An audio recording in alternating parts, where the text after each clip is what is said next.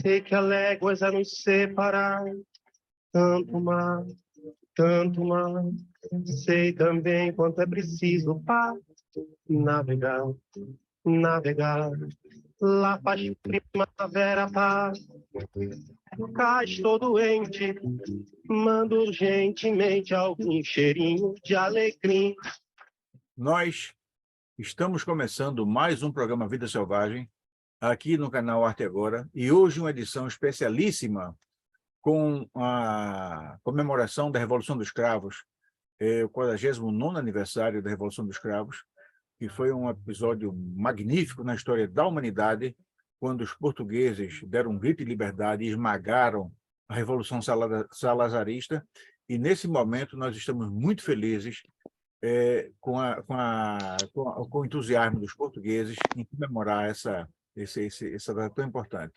E nós tivemos em Portugal a presença de toda a família do Maxime Jaffe, todos envolvidos nas comemorações, o Davi, a Mila, a Tamis, todos estavam nas ruas comemorando, e ele vai contar um pouco para a gente de como foi a comemoração. Maxime, como é que foi hoje? Então, Alexandre, foi bom estar na rua, espalhar essa mensagem de democracia, né? Algumas vezes as pessoas já não valorizam, né? São 50 anos, né? 5 décadas de democracia, praticamente. Para o ano vai fazer 50 anos, oficialmente. Então as pessoas algumas vezes tomam como garantida, né, a democracia, né? Mas foi bom, encontramos bastante gente, bastantes brasileiros vieram se encontrar connosco, do Rio Grande do Norte, Rio Grande do Sul, de Pernambuco, de vários estados, e todos muito, muito emocionados com a mensagem. Várias pessoas contaram suas perspectivas, né? Os mais velhos contaram como é que era no 25 de Abril, antes do 25 de Abril, no 25 de Abril. Espera aí, já agora. Temos aqui um escravo, né? E é que eu estou aqui a mudar para o computador. E cantamos Gradula Vila Morena, que é aquela famosa música, né? E falámos da importância de continuar a participar civicamente, né? Por exemplo, tínhamos 2 petições para serem assinadas lá no momento. Uma delas era dedicada à antiga panificadora da Panreal, de Nadir Afonso, né? Que foi demolida, infelizmente, apesar de termos lutado contra. Mas queremos dedicar uma rotunda à sua memória, né? Tem uma rotunda aqui em frente do local, então a nossa petição era em favor disso. Outra petição, para dar exemplo, é que nós temos uma antiga estação de comboio e que está a ser... foi desmontada, né? Durante a época da austeridade aqui no governo de Passos Coelho. Eles desmontaram a ferrovia e querem montar uma ciclovia noutro espaço.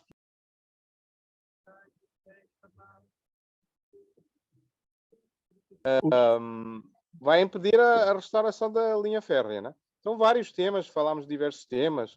Teve gente que contou como é que foi no dia, que viveu o dia lá em Lisboa, a minha mãe, alguns dos colegas dela da universidade, e cada um transmitiu essa mensagem. Por outro lado, de manhã, né, tivemos a assistir à sessão solene para o Lula, de visita ao Lula, né? E depois houve uma sessão separada, né? Até por uma série de controvérsias, que algumas delas legítimas, outras menos, né? Mas que acabou sendo uma sessão única, né? Foi uma sessão com o Lula e depois uma segunda sessão, que mesmo do 25 de Abril, em que teve a manifestação de todos os partidos e do Presidente da República. Já na sessão solene teve a manifestação do Presidente da Assembleia, falou muito bem, e o Lula também, né? Infelizmente tivemos uma cena patética do Chega, né? Que tinha dito que não ia participar da sessão, né? Que por aquelas coisas do costume, dizer que o Lula é um corrupto, não sei o quê, etc. E, entretanto, fizeram uma figura que, inclusive, valeu até da própria centro-direita dizerem que aquilo foi uma cena de imaturidade e pronto. Mas o Lula tenho que dizer que encarou aquilo bastante bem, manteve a postura, basicamente ignorou. O nosso presidente da Assembleia pôs um bocado de ordem, que eu acho que algumas vezes é preciso com esse povo, né? Um bocado de ordem, mas foi muito interessante porque falou-se muito da questão do vínculo histórico entre Portugal e o Brasil, falou-se das relações internacionais, né? Da sua importância mais ampla, né? Da CPLP, das relações, até inclusive uma coisa, ambos mencionaram a questão das Nações Unidas. Temos que reformar as Nações Unidas para haver um Conselho de Segurança com mais Estados permanentes, para além dos que foram indicados no final da Segunda Guerra Mundial, né? Incluindo o Brasil nessa nova conjuntura, né? Então falou-se muita coisa. Já o Marcelo, já fora na outra sessão, né? Falou de uma coisa muito interessante, justificando também um dos motivos porque chamou o Lula, né? E chamou Lula precisamente porque o 25 de Abril, além da democracia em Portugal, representou a descolonização para as ex-colónias portuguesas, né? Então é um momento importante na descolonização. Devemos lembrar que Portugal, infelizmente, foi um dos últimos países europeus a dar a independência às colónias, né? Em África e em outros pontos do mundo, e então ele ligou isso diretamente ao Brasil. Disse que o Brasil foi o primeiro país do Império Português que se tornou independente, né? Começou a descolonização nesse ponto. E então é assim, foram um discurso muito interessantes, muito estimulantes, né? Ouvir. E também teve o discurso do Rui Tavares, do livro, né? Que eu sempre ouço com muito gosto. Nós também tivemos presentes com bandeiras do livro agora pela tarde. Tem umas fotos, qualquer coisa talvez até compartilhe. E pronto, é sempre um dia de muita alegria, né? Um dia de lembrar avanços, por um lado, mas por outro também do quanto que ainda temos que caminhar, né? Porque a democracia não é uma coisa que estagna no tempo, né? É uma entidade viva, dinâmica, que precisa ser cuidada, né? A todo momento, né? Não é uma coisa que podemos simplesmente deitar. Eu aprendi esta frase interessante hoje, Alexandre, que é: há pessoas que deitam-se, adormecem na democracia e podem ter o risco de acordar numa ditadura, né? E o Brasil, então, que passou por essa situação complicada de 4 anos, acho que tem muita noção disso, não é, Alexandre? Eu acho, Maxim, que o 25 de abril, especialmente nessa quadra que nós estamos vivendo no mundo hoje, tem uma importância muito grande, porque justamente por isso existe uma retomada do autoritarismo, né, do sentimento autoritário, né, os partidos como o do Bolsonaro, como o próprio Chega.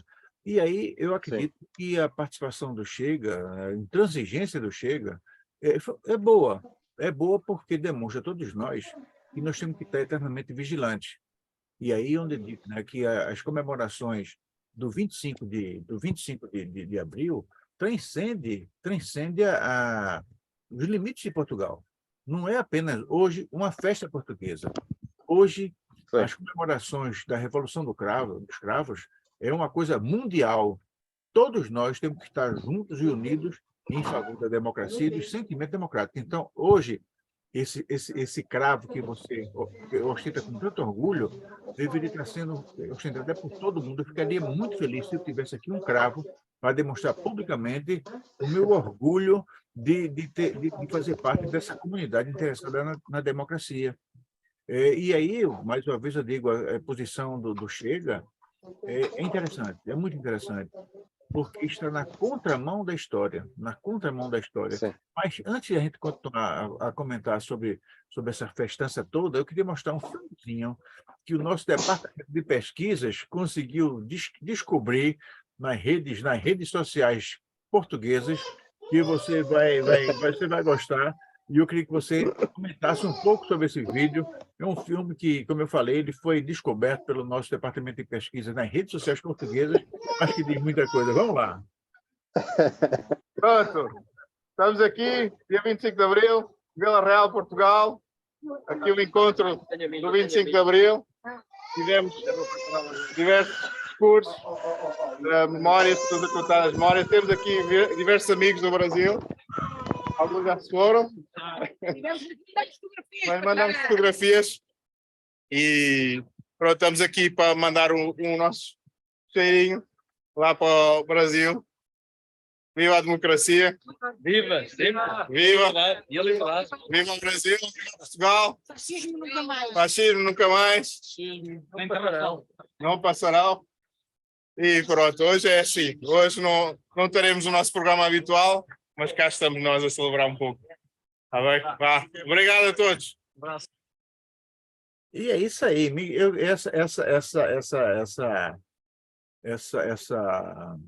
Esse fragmento de filme nós conseguimos nas redes sociais de Portugal. O Canal Arte Agora está de olho no que acontece em Portugal e não podia deixar passar esse episódio importante. Então estava lá o Maxim, com toda a sua família, comemorando com os imigrantes, com os brasileiros, enfim. Isso é uma festa da humanidade. Não é uma festa portuguesa, é uma festa da humanidade, né? Que os portugueses permitem que o mundo compartilhe dessa... Ô, Maxim, mas eu notei que o pessoal estava emocionado, né? É uma festa emocionante, né? As pessoas Sim. nas ruas. E uma coisa que o Maxim chamou a atenção, a Revolução dos Cravos ocorreu precisamente, pelas minhas contas, há 49 anos, 150 anos. Né? Então, existem muitas pessoas que não acompanharam aquilo. O Maxim, que é um jovem, não estava lá nessa época, mas ele sabe exatamente a importância da democracia. A Mila Simões de Abreu, que é uma das ativistas portuguesas mais importantes que nós temos, é a mãe do Maxim, ela estava lá, estava na luta. E ela deve sentir assim, muito orgulho de saber como é que... Ontem, Maxim, nós tivemos aqui no Canal Arte Agora uma entrevista com um senhor chamado Vitor Ramalho.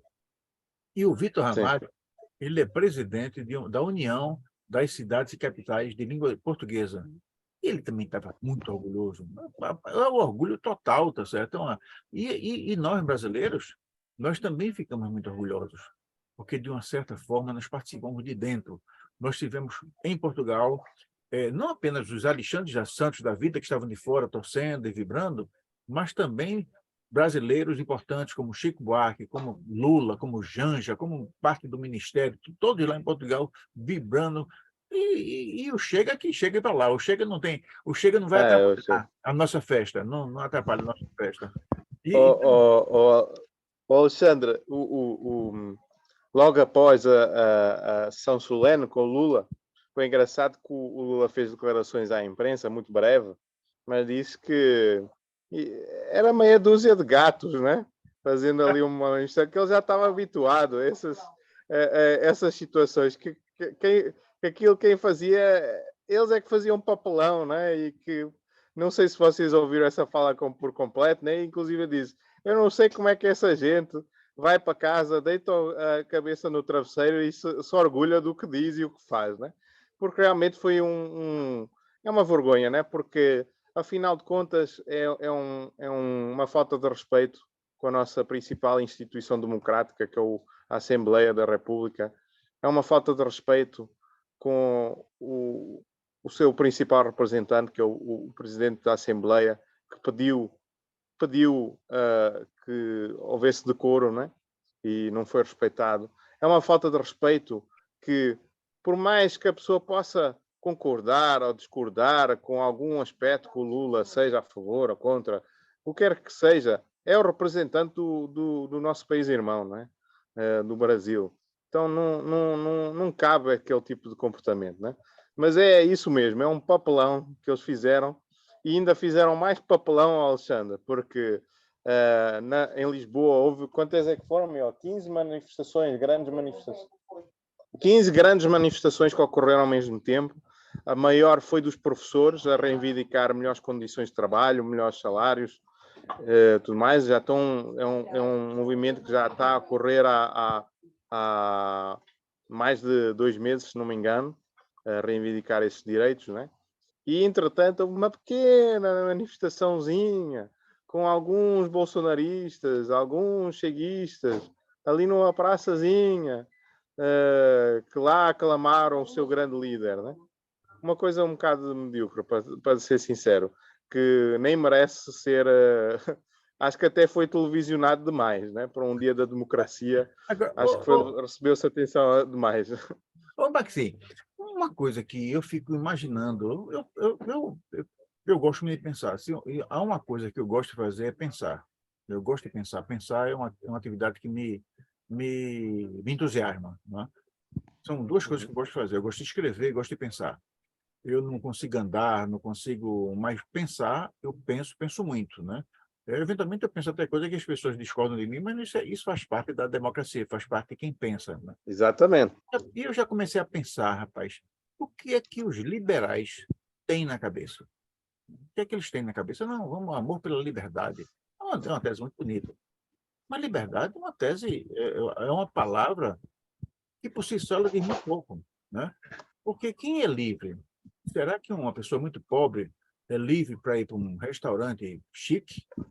Tecnicamente, é pela liberdade dele, mas será que ele pode ir? Então, eu lembro de um economista indiano chamado Amartya Sen. Eu acho as minhas pronúncias sempre são merecedoras de um certo. Você já sabe que minha pronúncia em qualquer língua não é muito boa, né? Então, eu digo que chama Amartya Sen, mas não sei se é Amartya Sen mesmo, mas eu acho que é. Amartya Sen é um indiano. Então, ele desenvolveu um conceito que é o conceito da liberdade objetiva, ou seja, a liberdade daquilo que você pode de fato fazer. Então, você é livre para ir à Lua. Você tem tecnologia para ir à Lua? Você é livre para ir à Europa, mas você tem dinheiro para ir à Europa? Você é livre para comprar um cavalo de raça, mas você pode comprar um cavalo de raça? Então, a liberdade é um conceito muito complicado, muito Sim. difícil, né? E quando você começa a imaginar um mundo da liberdade plena, você vai ver que é um mundo extremamente concentrador de poderes, concentrador de forças. O ambiente onde prevalece, de fato, a liberdade é o mundo natural. E no mundo natural você não tem fracos, só tem fortes, porque os fracos morrem, né? Um leão, se quebra uma pata, ele vai morrer, meu amigo, porque ninguém vai ajudar o leão, né? É um mundo de competição plena, né? E aí eu começo a ver assim, um discurso do pessoal da direita. O discurso é um só. Agora, a questão da liberdade, que eu acho que tem que explicar direitinho o que significa essa liberdade, mas é desfazer o que a esquerda faz. Então, por exemplo, se a esquerda pensa em levar adiante um grande programa de habitação popular, a direita quer acabar. Se a esquerda fala num grande programa de cultura popular, a direita quer acabar. Então, o que a direita quer? É acabar com a alegria, acabar com o sentimento de satisfação? Será que é isso? E aí é onde eu vejo que existe algo que é uma contradição entre o liberalismo e o pensamento de direita com a democracia. Porque democracia é algo que diz respeito ao povo. Mas o comportamento dos liberais e do pessoal da direita não diz respeito ao povo, diz respeito às elites. E o regime político que diz respeito às elites isso é a aristocracia. Então, o pessoal da direita deveria se assumir como aristocrata, e não como democrata. Mas como democracia é uma palavra muito, muito bonita, a democracia, mas, no fundo, para vencer as eleições, eles têm que recorrer às fake news, têm que recorrer às manipulações, o lawfare, enfim, é uma coisa séria. Não sei como você... Alexandre, no 25 de Abril havia uma frase que continua a ser muito usada, né? Mas, Mila, estou a falar com o Mila está Alexandre. aí? Ah, rapaz, eu quero falar com Mila. Bota a Mila daí. Um beijo a você, Mila.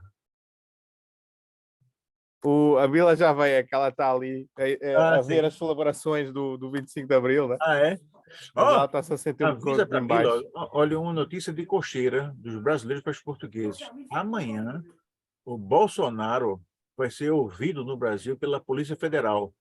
Ah, é? Amanhã, provavelmente, vai ser lido o requerimento de instalação da CPMI do 8 de janeiro. Ou seja, nas próximas semanas, nós vamos ter, provavelmente, os bolsonaristas em situação difícil, porque eles vão ter que explicar o golpe que tentaram aplicar no Brasil em 8 de janeiro. Sim, sim. Inclusive, isso foi tema dos dois discursos, né? Tanto do Lula como do presidente da Assembleia, que deu grande força ao Lula pela sua atitude, né? Sua forte atitude face a esse dramático evento, né? E, como eu estava a dizer, Alexandre, aqui, especialmente depois do 25 de Abril, havia uma expressão que continua-se a usar, mas naquela altura era muito popular, que é a minha liberdade acaba quando a liberdade dos outros começa, né? E, para mim, a liberdade é muito ligada à questão de direitos e deveres, né? As pessoas muitas vezes pensam nos direitos, esquecem-se dos deveres, né? E muitas vezes o direito de um é o dever do outro, né? O direito ao respeito é o dever do outro respeitar, né? E eu acho que muitas vezes o que acontece, especialmente nessa direita, né? É que exigem direitos, mas não conseguem reconhecer deveres. Apesar de serem pessoas que muitas vezes falam da ordem, da anticorrupção e tudo mais, muitas vezes esperam dos outros um certo padrão e esse padrão para eles próprios não se aplica, né? E nessa questão de direita, eu acho, Alexandre, eu diria que há três direitas, por assim dizer, né? Duas direitas ruins e uma direita que eu, pelo menos, consigo conversar com, né? A direita democrática é aquela que ainda dá para manter um diálogo, né? Um diálogo inteligente, pode-se discordar, pode não se concordar com o que eles pensam, mas pelo menos tem reconhecem o que é o 25 de Abril e ainda tem algum reconhecimento do que é essa questão de direitos e deveres, né? Agora, as outras duas direitas, eu acho que no teu caso falas muito da liberal. Aqui em Portugal eu acho que nós chamaríamos dois tipos de direita, né? Há uma direita liberal, inclusive essas duas direitas que eu falo têm representação parlamentar, né? Há uma direita ultraliberal, não é nem liberal, é ultraliberal, né? E há uma direita que é iliberal, que eu acho que não é liberal, é autoritária, né? É iliberal, a iniciativa é iliberal. Já o iliberal é o Chega, né? Porque o Chega, no fim de contas, ele não tem grande interesse em liberdades, né? Tem algum interesse em liberdades, mais para ganhar votos desse pessoal que é liberal, né? Mas, no fundo, é contra as liberdades, é contra a liberdade de expressão, das pessoas expressarem-se, né? Verdadeiramente respeitar a expressão de todos, né? É contra qualquer tipo de reconhecimento de liberdades, por exemplo, na questão do género, na questão de respeitar a identidade, né? De direitos humanos, de liberdade religiosa, essas liberdades assim que nós até tomamos por garantidas, né? Basicamente tudo o que não seja o que eles são, né? Eles são contra, né? Se não for aquela identidade que eles fazem parte, das duas uma, ou você diz que aquela é que é a entidade que vale, né? Que muitas vezes é aquela identidade de um português branco, nem assim tão rico, né? Muitas vezes pouco educado, que não sabe o que é que realmente é a cultura, né? E que qualquer coisa que foge a isso, aí não é um cidadão do bem, né? É um cidadão de mal, presume-se que eles querem dizer, né? Inclusive foi uma expressão que eles agora adotaram aí do Brasil, não dizem bem cidadão de bem, né? É o português de bem. É o português de bem, né? E eles assumem-se como os portugueses de bem e eu imagino que os outros todos sejam portugueses de mal, né? Por contraste, né? Já por outro lado, tem essa direita, que aí acho que é mais próxima à que tu falas, que é a liberal, né? Que é a direita das elites, né? Que no fundo o que quer é liberdade económica, porque na verdade as outras liberdades políticas e tudo mais, eles até conseguem conquistar através do dinheiro, né? Tem dinheiro no bolso, você compra justiça, né? Você compra um advogado caro, resolve tudo na justiça, paga multa, faz o que quer, né? E o que eles querem é a liberdade de poder se aproveitar do outro, né? No fundo, né? Tentam disfarçar isso com discursos que se houvesse menos impostos, se houvesse menos daquilo, toda a gente se beneficiaria. Mas a verdade é que é uma proporção muito limitada da população que podia se beneficiar desse tipo de políticas, né? Muito, muito limitada. Né? É, Agora, destas duas direitas, que eu não, inclusive ambas se manifestaram contra o Lula, né? Uma com aquela imaturidade, né? E os outros simplesmente omitiram-se, né? Não estavam presentes. De certo modo, ao menos manteram um pouco mais de decoro, né?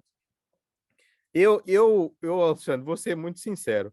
Eu ainda prefiro falar com essa dita direita liberal, dita liberal de elite e tudo mais, porque ainda há ali uns lugares que talvez pudesse convencê-los a mudar de ideias.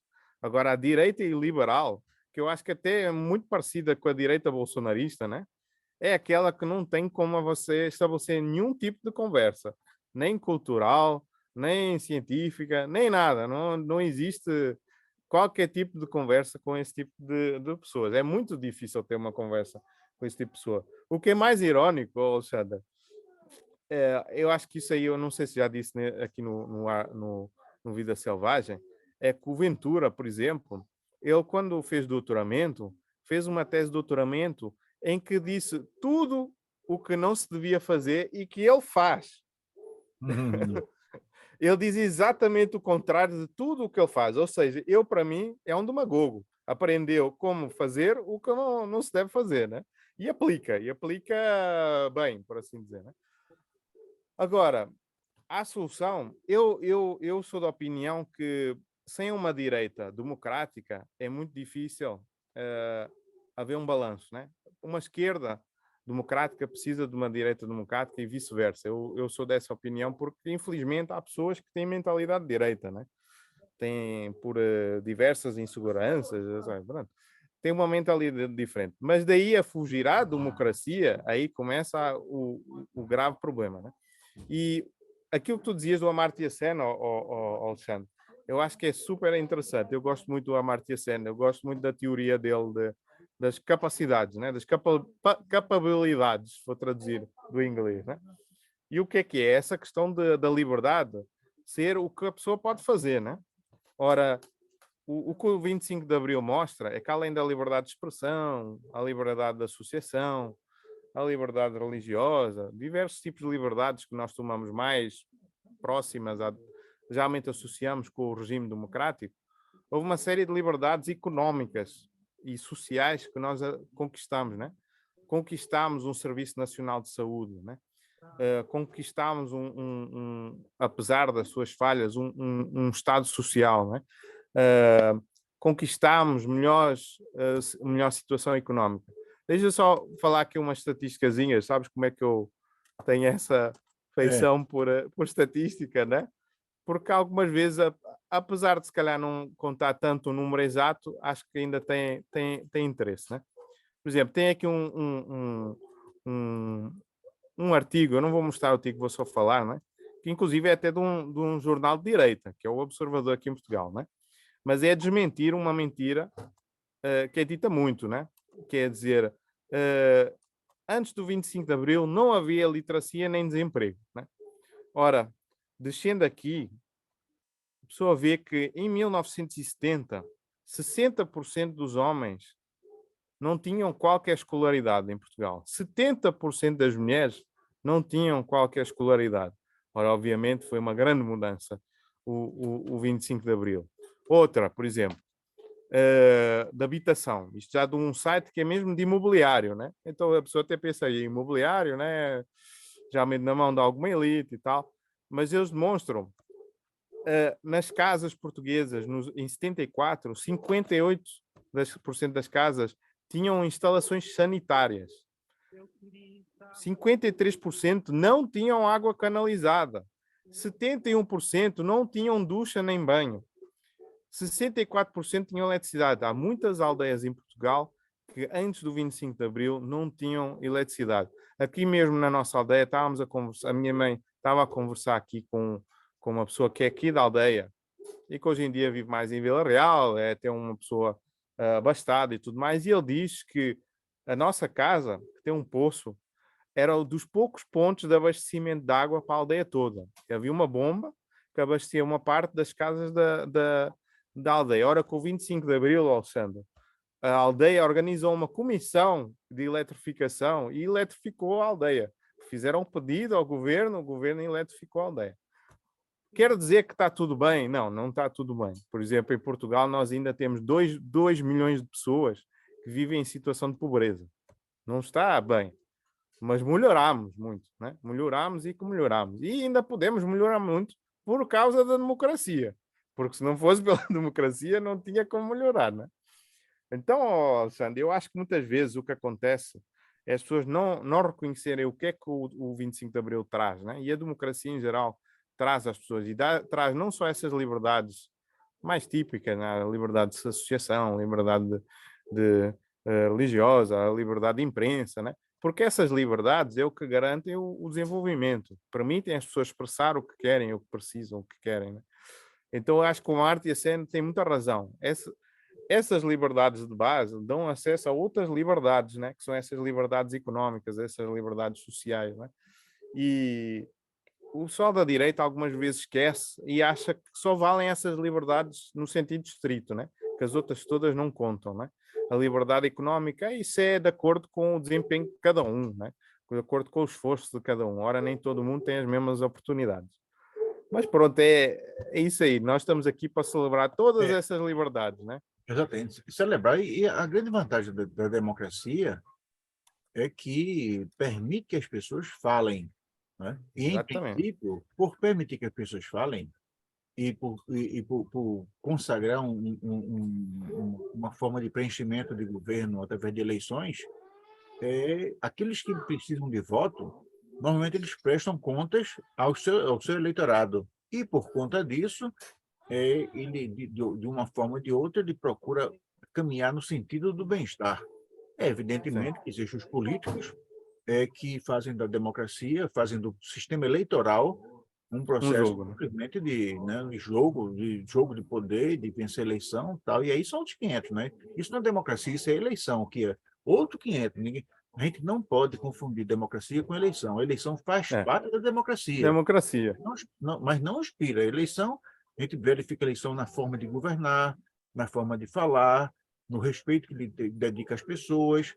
Agora, com relação ao Lula, eu devo confessar a você, viu, Maxim, que Sim. ainda está para se inventar um Lula, um Chega que tire Lula do prumo. O Lula é um político forjado na luta. O Lula ele foi líder sindical e se existe uma coisa que líder sindical tem de fazer é levar vaia. Então Sim, sim.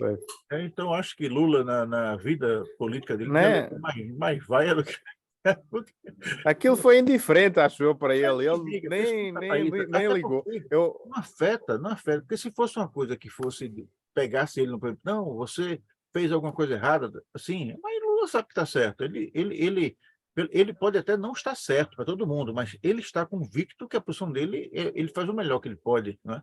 Olha, para você sim, ter uma ideia de como esse pessoal é mau caráter, nós, até o dia 1º de janeiro de 2022, até 2023, né? O governo do Brasil era exercido pelo senhor Bolsonaro, que, diz passagem, no dia 30 de dezembro, ele correu para os Estados Unidos, ele desertou do Brasil, desertou. Isso é coisa muito séria, as pessoas ainda vão entender o que significa isso. sim. Vou explicar mais uma vez, falar aqui, aproveitar a tribuna do Arte Agora para dizer isso. O presidente da República no Brasil é o comandante em chefe das Forças Armadas. Ele é a autoridade máxima das Forças Armadas. Pois bem, no dia 30 de dezembro, o nosso comandante-chefe desertou, correu para os Estados Unidos. Então, durante 2 dias, as Forças Armadas brasileiras estiveram sem o seu comandante em chefe, porque ele desertou e o vice não assumiu, porque Sim. ainda não tinha sido declarada a vacância, como de fato não foi declarada, né? Pois bem, se o presidente era o Bolsonaro, a primeira-dama era a senhora Michele Bolsonaro. Essa Michele Sim. Bolsonaro, todo dia aparece uma coisa nova dela, né? Um dia, essa senhora, ela é tão... Eu não vou falar do passado dela, Então, passado eu não tem nada a ver com isso, né? Mas aí ela que vai explicar para as filhas e para as netas porque ela fazia aquilo. Eu não sei, era o problema dela lá, né? Mas ela, enquanto primeira-dama, quando ela não tinha mais o que fazer, ela não gostava muito de ler, ela queria derrubar, queria destruir uma das salas de estar do Palácio da Alvorada, um prédio tombado, que não é um palácio, que não é, né? Ela queria derrubar para fazer um negócio para pentear cabelo, fazer cabelo, É né? sério. É sério, sério. Ela não levou adiante, mas jogou livro, jogou fora, foi um negócio certo, certo. Aí depois ela olhou para o lago, em torno, na frente do lago, na frente do Palácio da Alvorada, que é a residência oficial do Palácio do Presidente da República, existe um lago. Sim, sim. Ela olhou para o lago, aí viu que os turistas jogavam moedas no lago. Moeda. E aí ela disse, Mandou limpar. mandou. Só que para isso ela mandou drenar o tanque e matou os peixes, as carpas. Ali havia umas carpas imperiais, umas carpas que foram doadas ao Brasil pelo imperador Hirohito do Japão. Cada peixe daquele valia R$ 20.000. Se ela soubesse, ela não tinha Tirado o dinheiro. tinha vendido os peixes, né? Ela tinha peixe para vender. Não, imagine o nível que nós estamos tratando, né? E depois veio à tona que nas viagens que ela fez acompanhando o senhor Bolsonaro, ela ganhou joias no valor de 3 milhões, 3 milhões, é muito dinheiro, 3 milhões de euros, o valor das joias que ela recebeu de presente. Um presentinho, um mimo.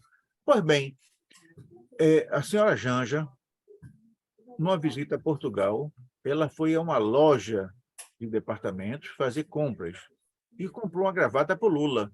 Pois a imprensa brasileira esqueceu da senhora Janja, que matou peixe para pegar moeda, que ganhou... Não é Janja, outra, né? Para reclamar de Janja. Quando a Michelle Bolsonaro viajava, ela usava o cartão corporativo. No Brasil, a autoridade, né, tem um cartão de crédito que usa para fazer despesas, né? Despesas Sim. do serviço. Que inclusive ele pôs sigilo, não foi uma coisa assim, ó, Alexandre. Ah, Não puseram um sigilo sobre as contas. fizeram sim, fizeram. Não, mas aí aconteceu coisa pior. Olha, não, ver bem, o que eu vou fazer aqui não é fofoca, não. Viu? Não é fofoca. Alexandre, depois quero acrescentar uma coisa da gravata do Lula. Não, aí a imprensa falando da gravata de Lula. E a Janja comprou com o dinheiro dela. A Janja não usou o cartão corporativo para comprar presente para o marido. Ela comprou uma gravata, né? Sim. Uma gravata, não foi uma gravata, né? Enfim, você tem a imprensa querendo saber por que Janja foi comprar uma gravata no exterior. Comprou porque em Portugal, ela comprou uma gravata para o marido em Portugal. E qual o problema, né? Mas não esqueceram Michele para falar da... Mas eu vou contar esse negócio do cartão. Mas isso, sabes que a gravata, nós até aqui em casa estávamos comentando, a gravata do Lula era de uma elegância e com as Pois cores é. do Brasil e tudo mais. Nós ficámos impressionados, realmente, porque estava-lhe muito bem, né? É para sim, mostrar que Lula é uma pessoa com carisma, né? No fim de Não, contas. Lula tem, rapaz, olha, Lula é alguém... Lula não é desse mundo. Se você souber, você sabe, você é um cidadão... Gostava de saber mais, né? Não, mas você é um homem do mundo, você é um homem que é britânico, é lusitano, mas também é brasileiro. Você é brasileiro. Pode ser nem saber que é, mas você é. Então, as pessoas que sabem onde Lula nasceu, Lula nasceu no interior de Pernambuco, numa cidade chamada Caetés. O pai de Lula era uma pessoa violenta, batia na mãe, tinha não sei quantos irmãos, e Lula foi para o foi para São Paulo num caminhão pau de arara. Do Recife a São Paulo são quase 3.000 quilômetros. Pois ele viajou num pau de arara. Pau de arara é um caminhão, não é ônibus, não é um caminhão. As pessoas vão ali sentadas no caminhão e tal. Então, Lula é uma pessoa dessa. E hoje, ele é o presidente da República, já pela terceira vez, e nos orgulha bastante. E nos orgulha. Não é feito Bolsonaro que a gente ficava com medo. Rapaz, quando o Bolsonaro foi falar em Davos, na Suíça, a gente no Brasil ficou assim, rapaz, vai ser agora, será que ele vai... Não, interessante, viu? Naquela mesma época, eu fui lançar um livro, fui convidado para dar uma palestra lá em Genebra, e alguém me perguntou, Alexandre, você não está nervoso, não? Eu digo, rapaz, bom, primeiro, eu não sou de ficar nervoso com besteira, né? Mas, ao saber que Bolsonaro vai falar na Suíça, a poucos metros lá, né, eu não posso eu não posso dizer mais besteira do que ele falou, né? Mas quando ele ia falar, rapaz, o país todo ficava assim suspenso, né? Será que ele vai dizer besteira agora? E em Davos ele falou 6 minutos, 6 minutos, 6 minutos. O nosso programa tem 1 hora, rapaz. Ele conseguiu falar 6 minutos e conseguiu falar 6 minutos de besteira, é uma coisa séria, né? O Lula não, o Lula é outra coisa, né? O Lula, ele foi... Lula, Alexandre, tem um poema muito, muito bonito em inglês. Eu não, obviamente, não vou saber nem recitar nem traduzir, mas que tem umas 2 frases, se não me engano, que são muito interessantes, que é uma pessoa com valor é aquela que sabe estar entre o povo e entre a realeza, né? E eu acho que o Lula é exatamente desse tipo de pessoa. Ele consegue estar tanto com os mais poderosos do mundo como o mais pobre e mais humilde do Brasil, né? Maxim, quando houve o lawfare contra Lula, eu não sei, eu acho que foi o Moro. O Moro queria criminar o Lula, porque Lula ele é convidado para ir para a granja do amigo, mas você é convidado para minha casa, você dorme aqui, o fato de você dormir aqui não quer dizer que seja dono da casa, não?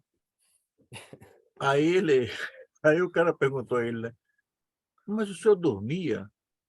Por que é que o senhor dormia no melhor quarto da casa? Pô, o cara é presidente da República, você vai chamar o cara não vai dar o melhor quarto, né? Aí ele disse, doutor, eu não sei não, mas eu lembro que quando eu fui à Inglaterra e eu dormi no Palácio de Buckingham, a rainha também me cedeu gentilmente o melhor quarto do palácio. E eu não sou dono do palácio. E o Moro ficou perdido, né? O Moro ia dizer o que depois dessa, né? Então, Lula é uma pessoa dessa, e não vai ser o Chega que vai conseguir constranger Lula, né? Então, os amigos portugueses podem ficar tranquilos que quando a gente vê o nosso presidente diante de o Chega, a gente fica até se divertindo, porque a gente fica sabendo o que é que ele vai fazer, porque o outro lado é que não vai se dar bem, né? Então, e agora mais ainda, eu acho que a posição do Chega e de outros grupos extremistas valorizam a comemoração do 25 de abril. Seria muito bom que a gente pudesse, todo mês, comemorar o 25 de abril, 25 de abril, todo mês, para poder lembrar as pessoas que a democracia é uma flor tenra que tem que ser permanentemente regada, E permanentemente, cuidado. porque o recuo ela está sempre sob ameaça desses grupos extremistas, esses grupos que não pensam no bem-estar das pessoas, que pensam apenas em coisas ruins. Nós não sabemos quais são essas coisas ruins, sabemos apenas que não são coisas boas. Mas, Maxim, Sim, ó. diga aí. Sabes, estás a falar disso, uma das coisas que me preocupa em Portugal, né, é a falta de participação política. Uma das tristezas dessas comparações que dá para fazer, né, entre o 25 de Abril e agora, é que, por exemplo, na Constituinte, mais de 90% da população votou. A população podia votar, né? Hoje em dia temos taxas de abstenção que dão vergonha, né? E ao contrário daí que o voto é obrigatório, que pode ser discutido tudo mais, aqui não é, e as pessoas simplesmente não reconhecem o voto, né, como uma ferramenta poderosa. E eu digo mais, o voto é só um dos atos, como tu bem disseste, as eleições é um dos atos que a pessoa pode fazer, né? Os atos da democracia não é uma coisa que se faz a cada 4 anos e esquece, né? A democracia é uma coisa que se pratica todo dia, né? Tanto no nosso dia a dia, como através de petições aos nossos governos, através da mobilização entre nós, né? É por isso que a liberdade de associação é tão importante, né? E até uma liberdade que as pessoas algumas vezes esquecem, né? Que nós hoje aqui em casa estávamos a discutir muito, que é a liberdade de não ter que lidar com certas pessoas. A pessoa também não é obrigada a lidar com pessoas que não gosta, né? se não é uma entidade pública onde a pessoa tem que estar lá com o mesmo tipo de pessoas, a pessoa tem a liberdade de se associar com quem quer, né? Ora, a pessoa não é obrigada a lidar com certos tipos de pessoas no dia a dia, né? A pessoa lida com quem quer lidar. Eu não sou obrigado a lidar com ninguém do Chega, a não ser que queiramos os dois, tanto como eles não são obrigados a lidar conosco. Maxine, deixa eu dar em primeira mão, primeira mão, quando é de primeira mão, tá certo, né? Sabe como é, né? Isso é força da palavra, né? Ontem eu tive aqui no canal Arte Agora uma conversa com o presidente do CREA de Pernambuco, o engenheiro Lucena, Adriano Lucena. E ele me disse uma coisa que eu achei espetacular, né? Porque não é nenhuma novidade, mas é uma coisa espetacular, e tanto assim que eu vou aproveitar minha conversa com o Adriano Lucena para poder proclamar isso ao mundo, essa coisa, né? Você sabe que eu sou engenheiro. E a próxima eleição do Conselho dos Engenheiros no Brasil será por digital, ou seja, as pessoas em casa, desde que tenham acesso à internet e a um dispositivo de conexão, seja um telefone, seja um computador, vai poder votar. Cada pessoa tem uma senha, cada pessoa existe um mecanismo de verificação, de checagem, e aí eu fiquei extremamente orgulhoso, porque a engenharia brasileira já produziu a urna eletrônica, que permite um grande avanço no sistema eleitoral, né? As pessoas votam e no mesmo dia sabem o resultado da eleição, sem risco de fraude, sem risco de fraude, porque as urnas elas não estão conectadas à internet, né? Então não tem risco de fraude. E agora, a engenharia brasileira está dando um exemplo ao mundo de que é possível haver eleições através da internet. Também é um mecanismo que não existe fraude, não permite fraude.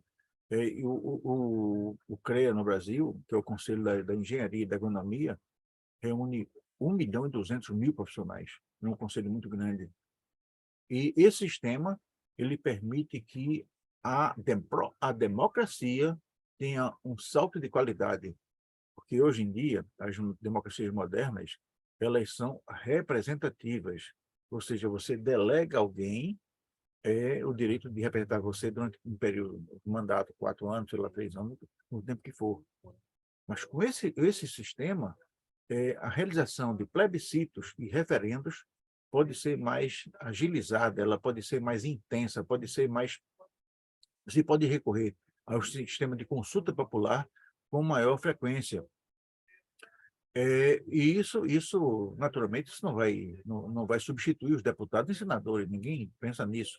Mas se pensa que nos projetos mais importantes, os mais polêmicos, as pessoas possam ser consultadas. Por exemplo, no Brasil, o senhor Bolsonaro queria armar toda a população brasileira, né? Então, seguramente, num plebiscito, ele ia querer saber que nós queremos uma polícia bem armada, queremos uma polícia bem preparada para defender a sociedade, e não bang-bang, como é no Velho Oeste, cada um dá tiro para cima para, enfim, fazer as coisas, né? Sim, antes de passar para... Deixa eu contar uma história rapidinho, essa é rápida, essa é rapidinha. No Brasil, começou a haver coisas que ocorrem muito nos Estados Unidos, muitos ataques às escolas, assassinatos de crianças, ataques terríveis, né? E o ministro Flávio Dino, que é o ministro da Justiça, ex-governador do Maranhão, ex-juiz de direito, ex-deputado e senador, quer dizer, um homem muito experimentado, ele mandou fazer um levantamento e começou a fazer o cruzamento de algumas informações. Pois bem, ele descobriu que antecedendo os ataques, havia um cruzamento de informações pela internet, tudo levando a crer que os ataques não eram coisas isoladas, e sim faziam parte de um plano maior. Então, já existem 250 pessoas presas e convidadas para prestar depoimento. Luciano, podes repetir que eu não falhou a ligação, eu não ouvi. Falhou a ligação, né? A questão é a seguinte: os ataques às escolas no Brasil, elas culminam num processo de troca de mensagens entre grupos neonazistas. E esses grupos neonazistas, provavelmente, eles ou designavam alguém para cumprir a tarefa suja, ou induziu alguém a fazer isso.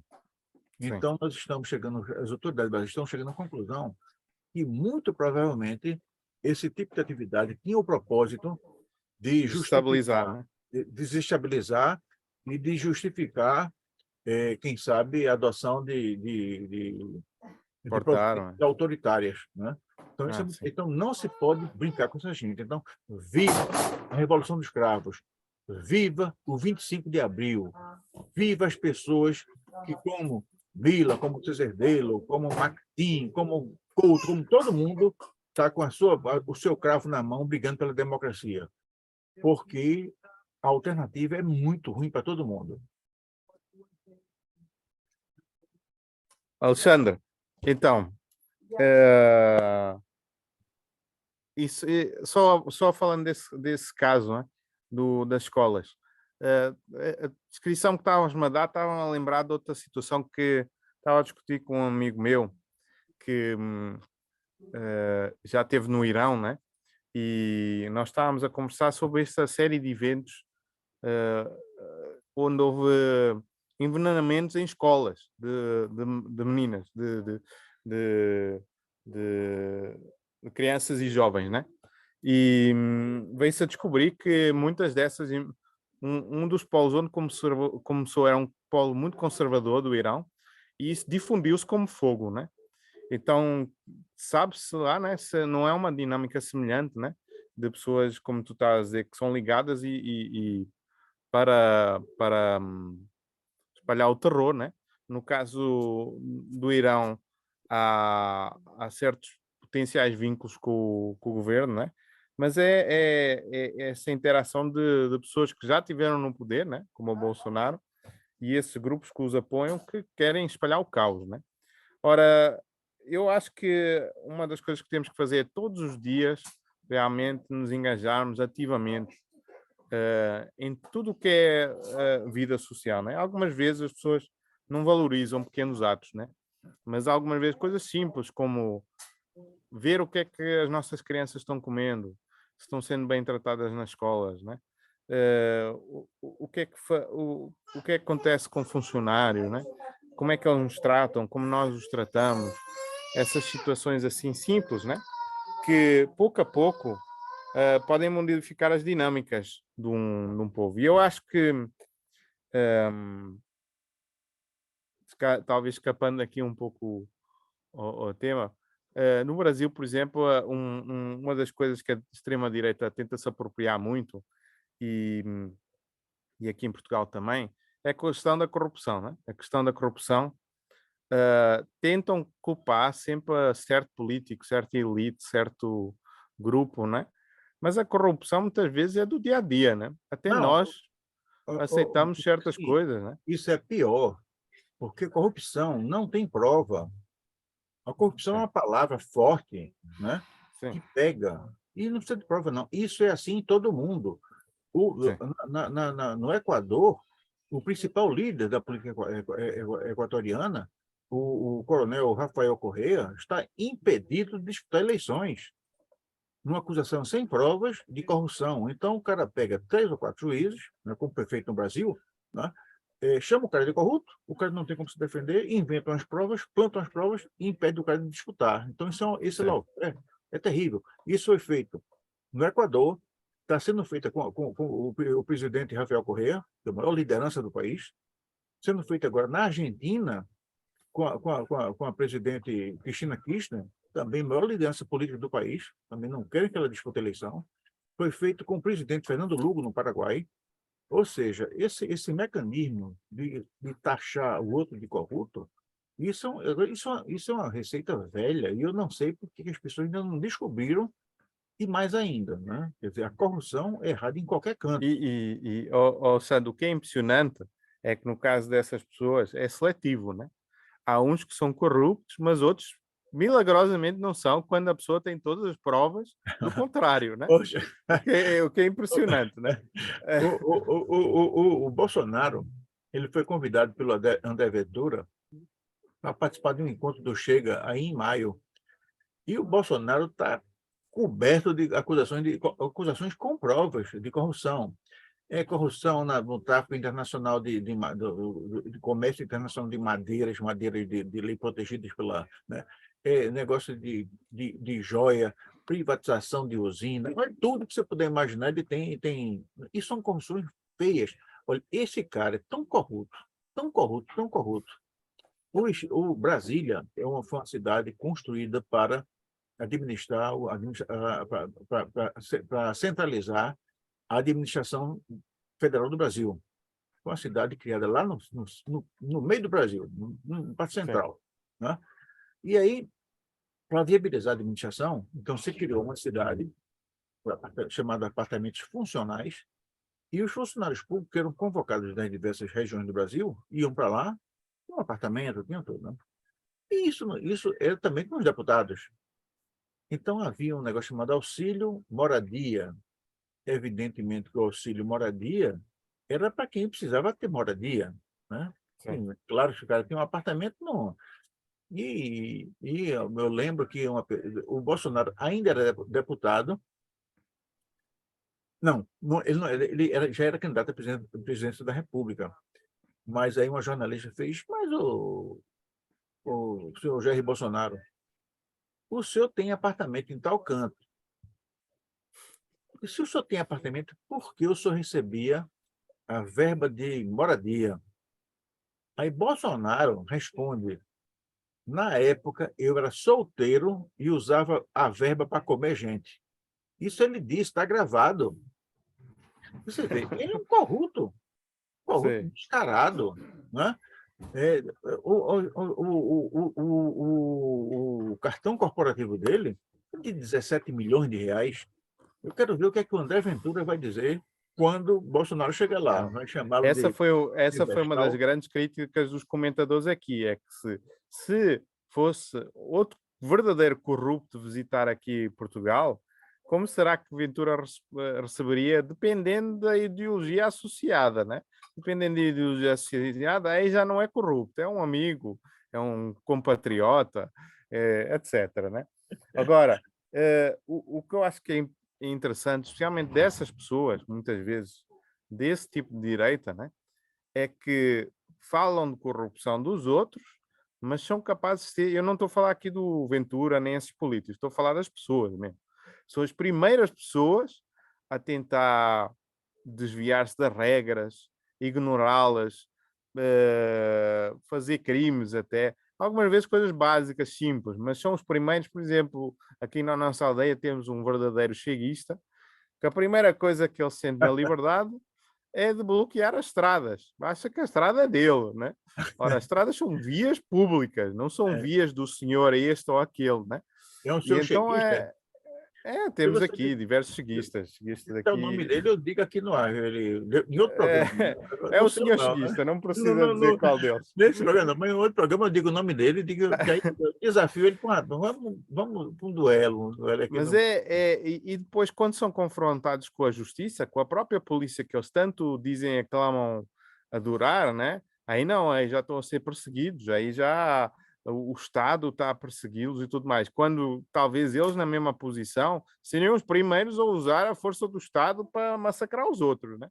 Então é uma incoerência total, né? É aquela coisa que nós estamos a dizer, é a exigência do direito sem sem um dever associado, né? Acham que eles têm direito a tudo e os outros não têm direito a nada e eles não devem nada a ninguém, todos devem a eles, né? E então eu acho que isso é um bom resumo desse tipo de pessoas, né? É E sim. É. se há coisa que Bom, eu acho que no 25 de Abril, finaliza, 25 de Abril é importante, é esse reconhecimento. Há direitos e há deveres, né? pois bem, bom, nós estamos chegando ao final desse episódio memorável, dessa edição extraordinária, essa edição histórica de Vida Selvagem, quando nós comemoramos a Revolução dos Cravos. Um episódio que ocorreu há 49 anos, quase 50 anos, em Portugal, e que livrou os portugueses de uma ditadura terrível que começou com Salazar e continuou com Marcelo Caetano, enfim, um ditador. Nunca vi uma ditadura que tinha assim, ele vai, né, renovando as pessoas, mas uma coisa terrível. E os portugueses, né, nos lavaram a alma, colocaram os bolsonaristas da época, os cheguistas da época, no seu devido lugar, e proclamaram o retorno da democracia em Portugal. Então, eu fico muito feliz, muito orgulhoso, renovo a minha alegria, meu entusiasmo, meu orgulho de ter Portugal como um dos países símbolo do que nós pensamos de coisa boa. Maxim, palavra sua para suas despedidas. E, por favor, guarde esse cravo, porque esse cravo, isso é muito simbólico. Um abraço para todo mundo. Se você ainda não é inscrito no canal Arte Agora, por favor, se inscreva. Existe uma tecla lá digital, você clica na tecla, e essa tecla é um passaporte para dizer para o mundo que nós acreditamos, que nós acreditamos que, através da arte, da ciência, da cultura, da economia, da cultura, da tecnologia, nós podemos construir um mundo melhor para todos, um mundo que não é bom para todos, não vale muito a pena. E também não esqueça do tal do sininho, tem um tal de sininho que é importante. Você clica no sininho e esse sininho vai começar a avisar toda vez que o Arte Agora colocar uma coisa nova no ar, e a gente tem colocado muita coisa boa. Vamos ouvir agora esse baluarte da democracia, Maxim Jaffe. Maxim, palavra tua. Alexandre, eu queria lembrar outro 25 de Abril, que talvez, não sei se todos conhecem, né? Que é o 25 de Abril da Itália, da libertação da Itália, que derrubou o regime fascista também na Itália, né? E lembrar também que nesse regime, né, foi um regime eleito, tanto como o regime nazista. Ou seja, a eleição não é garantia de democracia. Democracia é uma coisa que é muito mais ampla do que simplesmente eleger. Eleger pode-se eleger quem acaba com a democracia, né? E então, um abraço também para os nossos amigos italianos que nesse mesmo dia, em 1945, libertaram-se também dos seus fascistas, né?